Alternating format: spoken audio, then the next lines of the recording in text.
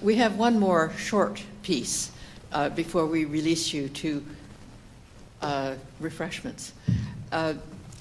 We wanted to conclude this day in a little bit, not quite a quadrant perspective, but at least two perspectives. And we've invited Scott Serson, who is of mature years, former Deputy Minister of the Department of Indian and Northern Affairs, who was in that position of authority and leadership when the RCAP report was submitted, and has continued in retirement from the public service to fully engage with attempting to grasp the and support the development and understanding between peoples and the inclusion or expression or sovereignty of Indigenous peoples. We've also invited Jessica Bolduc, who is Executive Director, I believe, of the 4Rs Youth Movement, who has been much engaged over the last several years in meetings of the Truth and Reconciliation Commission, of mobilizing youth to engage with the notion of reconciliation and the coming together of different peoples, and particularly youth who are engaged in trying to sort out their model of learning and knowing and so on. So Jessica and Scott, would you just come forward and give us some brief observations on what you've been hearing about where we are and where we're going? And I just wanted to also invite my good friend and colleague, Diandre Thomas Hart, to join us as well. And Deanna is local to the Winnipeg community in Treaty 1, and she's offered to share some of her thoughts as well. Miigwech. So maybe we'll have 1 minute to just rock, paper, scissors for who goes first. So did you want to start? Well, I'm only going to suggest that I start because I think my job is to look back. So why don't we start there? I take the question to have two parts. Is a mutually principled relationship possible? And are we at a moment in history when it could become a reality? On the first part, principled relationship possible, I believe it is. Oh, sorry. Okay. I believe it is. And I do have the experience to reinforce that belief. One, my participation in as co-chair of the Indigenous Peoples Working Group of the Charlottetown Accord. I mean, we forget that a group of leaders, the Prime Minister, the Premiers, territorial leaders, Indigenous leaders, all signed up onto that accord and its Indigenous provisions, which would have moved us forward significantly, but still contain principles that I think are very, very important. It did not pass, which underscores a main lesson about our situation today, the importance of public education and public engagement.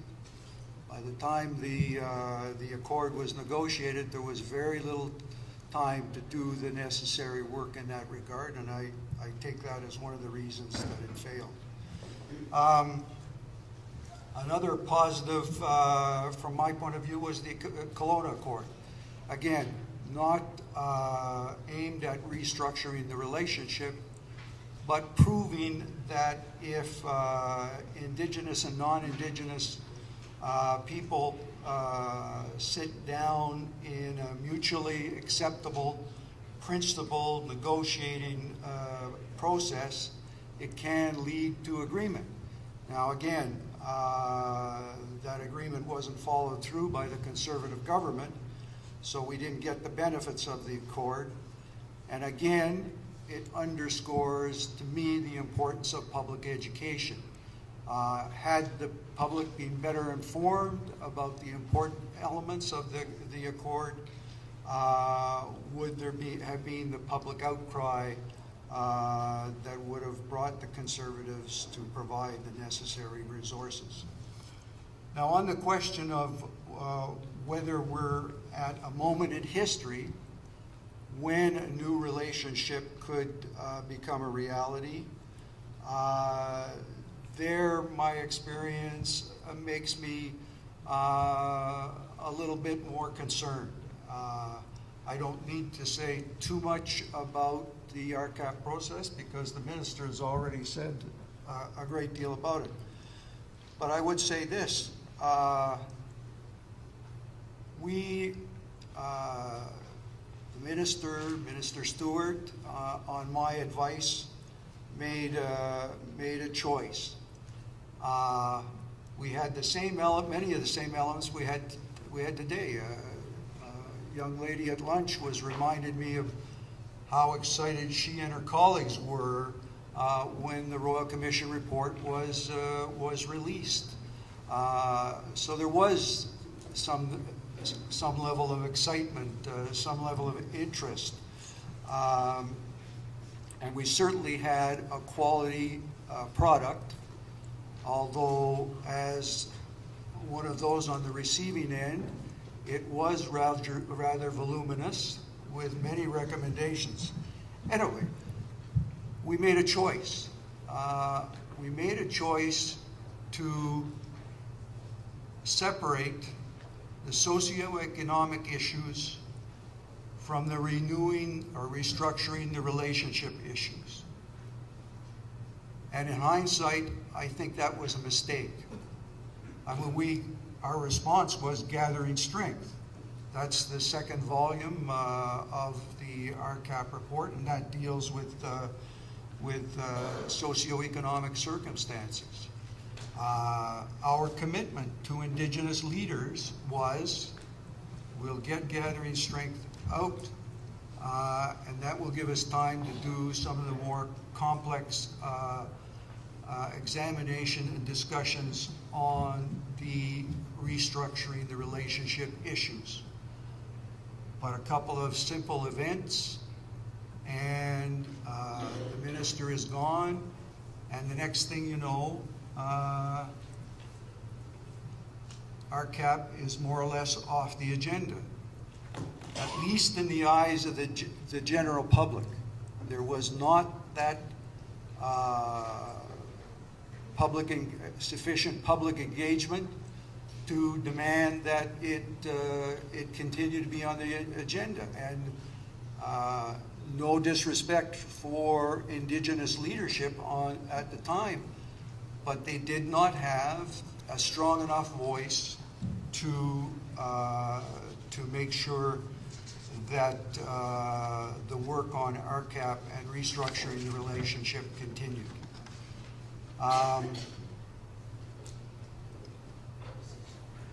So the federal government has spoken on this, and made certain commitments, and I won't repeat those. I will say that I agree with one of those statements, and that is that the nation-to-nation relationship is one of the most challenging public policy issues of our time. And we've got the same kind of dangers out there of kind of separating issues and prioritizing issues.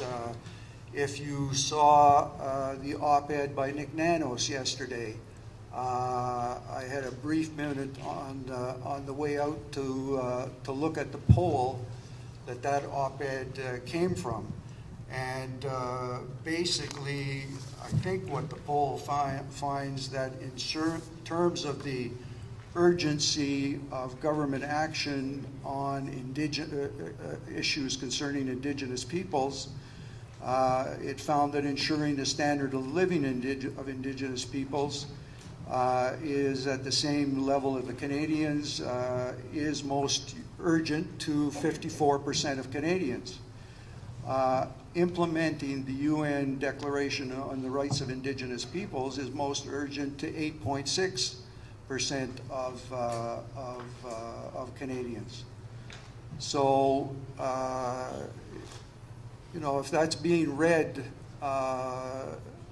in certain circles, like, well, we should get on with ensuring the standard of living of Indigenous peoples is parallel to that of other Canadians, but that relationship stuff, that UN declaration stuff, maybe that's going to be tough. Why don't we let it come second?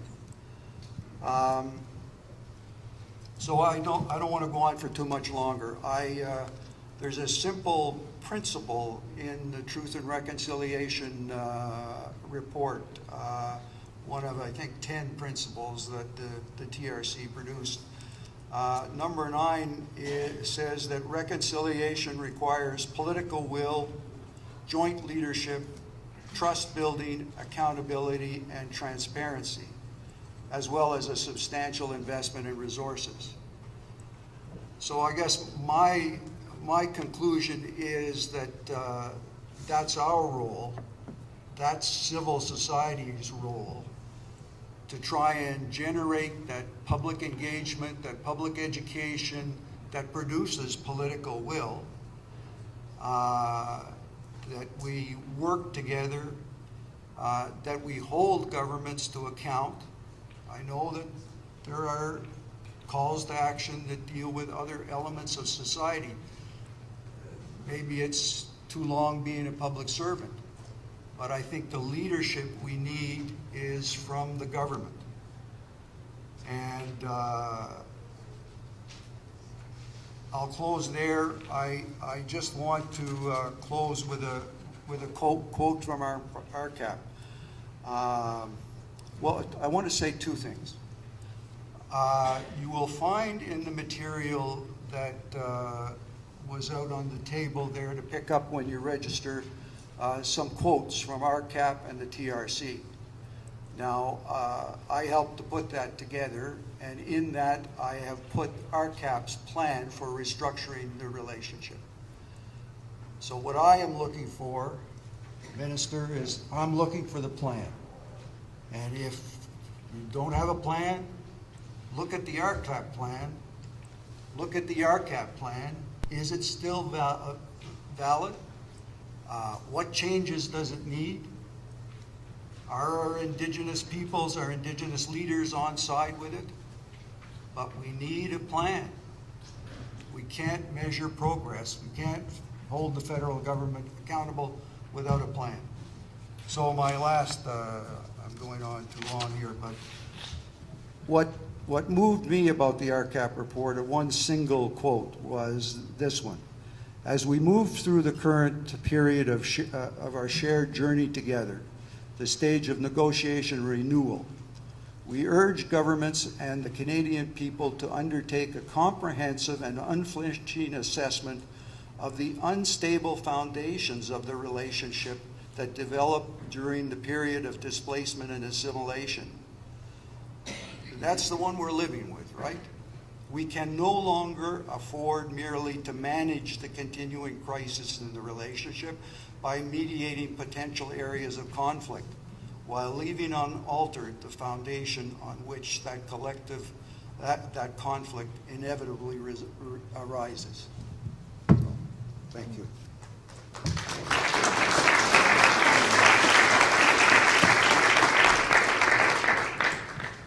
Thank you, Scott. Ani Bojo. Hello, everyone. My name is Jessica, and I am a part of the Anishinaabeg Nation, and my community is Batchewana First Nation, and that is a beautiful place that's in between Lake Superior and Lake Huron. And I'm really happy to be traveling in a visitor to Treaty 1 territory here in the homelands of the Métis people. So Chimigwech for the elders who opened the gathering for us, and to the leadership from Indigenous communities, both past and present, whether or not you consider yourself a leader in a traditional way. My love and my thoughts go out to all of you as well. And to the young people in the crowd, really, really glad to see some of your faces here as well. And that's what I'm going to talk about, I think, in the reflections that I'm giving. So this is a reflections panel, and it's funny to think that in the 20 years that have passed since RCAP, much of that time for me has been about reclaiming my Indigenous identity, knowing that these are histories also that I wasn't aware of until I became a little bit older and a little bit longer down my own path in my journey. So this, oh, they moved it. I was hoping that that chart would be behind there, because very much how we're sitting here is quite an embodiment of that framework. So it was really, really eye-opening for me to see that and to think about our history in that way. So thank you for that. I come here as a young person who's working with an amazing diversity of Indigenous and non-Indigenous youth from across the country, and we're working with, we're calling ourselves the 4Rs Youth Movement, and we're acknowledging that there's been many movements that have existed and that have been led by Indigenous people, by elders, by young people all over the generations, and so that we're just part of continuing on that good work. So to thank you for that. And the 4Rs Youth Movement has created a framework from which we're coming to understand what our relationship to reconciliation is. And it's really, for us, about understanding that relationship, from understanding how we can respectfully engage in dialogue as Indigenous and non-Indigenous young people. And our name for ours is based on the values of respect, reciprocity, reconciliation, and relevance, and thinking about those and how do we center Indigenous people, Indigenous truths, and Indigenous leadership when trying to make headway and make pathways forward in terms of reconciliation. And in part of that work, we really spent a lot of time acknowledging the past that each of us have taken to come to this point of wanting to do something differently. And to borrow the words of Tuesday Ryan Hart, she's a Black activist from the United States. She said that people are hungry for a new way of being in relationship to each other. And I feel that. I feel that in myself, and I feel that when I talk to people about the work that we're doing, and what the work is that they're doing in their communities too. So for me, are we at a moment in history when a mutual principle relationship is possible? Absolutely. I see it in myself, I see it in the people that I work with, and I see it when we have these conversations like this. But what scares me is the environment in which this is happening. So I would be remiss to not talk about things such as how young people's voices are tokenized in some of these spaces, and how we may be given places on panels like these, but are we actually being included in decision-making processes? And I would be remiss to not talk about the 100 people, young people, who were arrested at Parliament a few weeks back for trying to speak out about protecting the earth and the violence against the earth, so climate violence. And also all of the people who are protecting the waters and the places such as Muskrat Falls, where I have young people who I know who are there thinking about how can we protect the waters for the next generations. So for me, this relationship is absolutely possible, but we're missing some of the environmental work that needs to be done in order for that to take place. So if we think about young people as seeds, we need to make sure that the soil in which those seeds are planted is healthy for that to grow. So I'm very much, I think, inspired by the children. So the deputy mayor, when he came and spoke, he was talking about how beautiful it was to be with these young people who are giving these expressions of reconciliation. And so it makes me think that the children are doing their work. So now I think it's up to me to think about what my role is in that, and what my friends' roles in that, and what my family's role is in that. So that's the message that I'll be taking forward with me. So I think that we always talk about, well, what can we do? What can I do? So I think if all you have is some money to give, then maybe you can put those dollars into Indigenous cultural programming with no strings attached.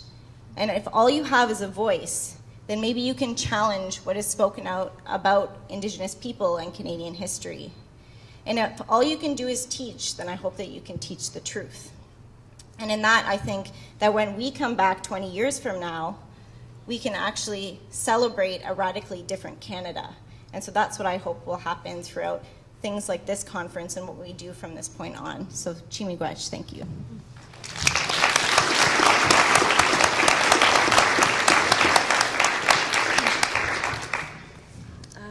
Hi, Tansei Bonjour.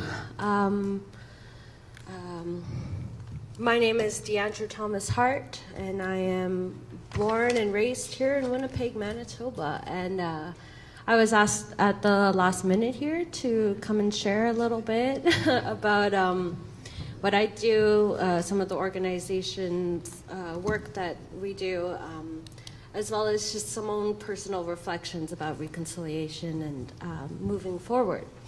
And so I just want to take a minute and introduce myself. Tansei Bonjour, Anin, Indigenaka, Askane Kasikweo, Kawechika, Pestawat, Mikisawak, Makwadodam, Nadonjiba, Pegwas, Winnipeg, Manitoba.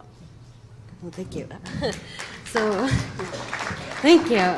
I've been practicing that lately because I found out that I realized how important language is to my culture, and so that's the first step for me for reconciliation, is teaching myself my language. So, yeah. So what I said when I introduced myself.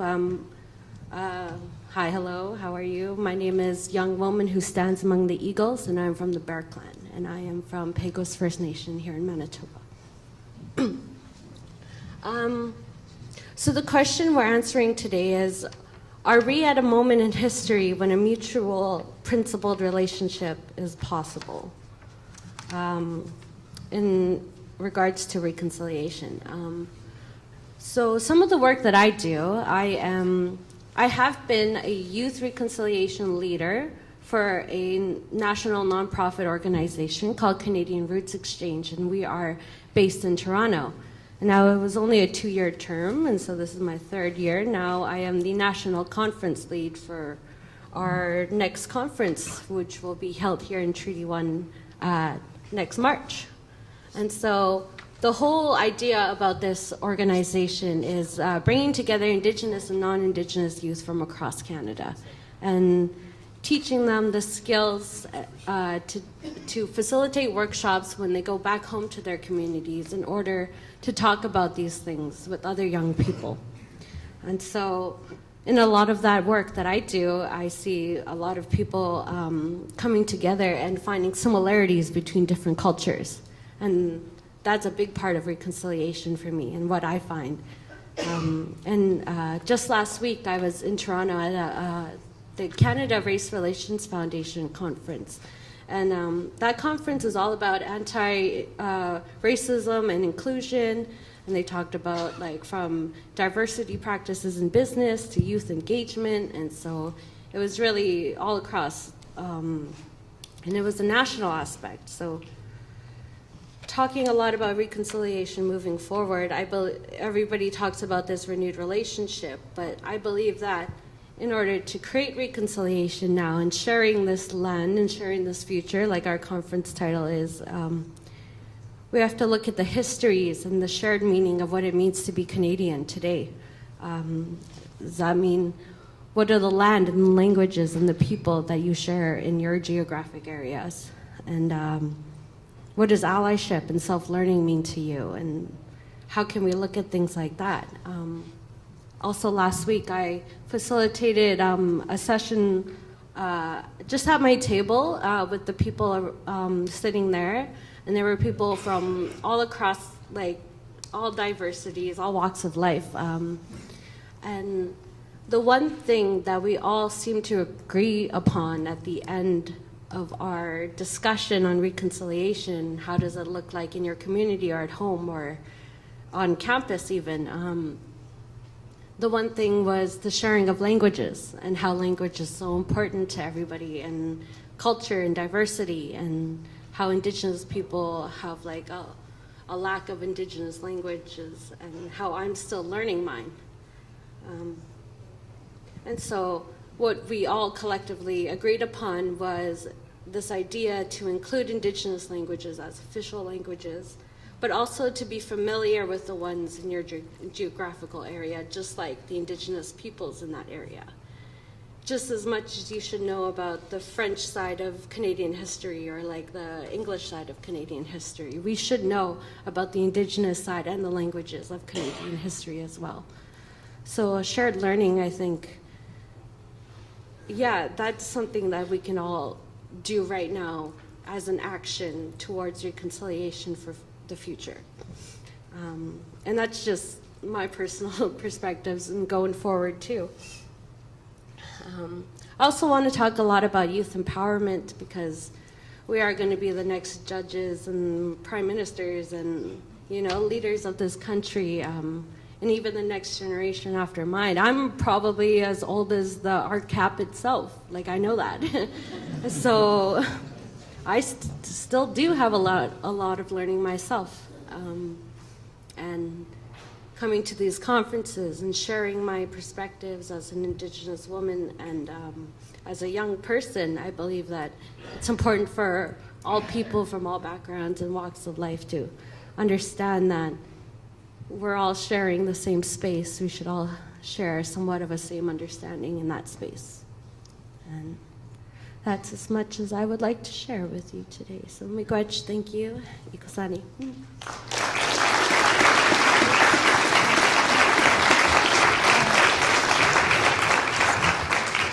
Thank you.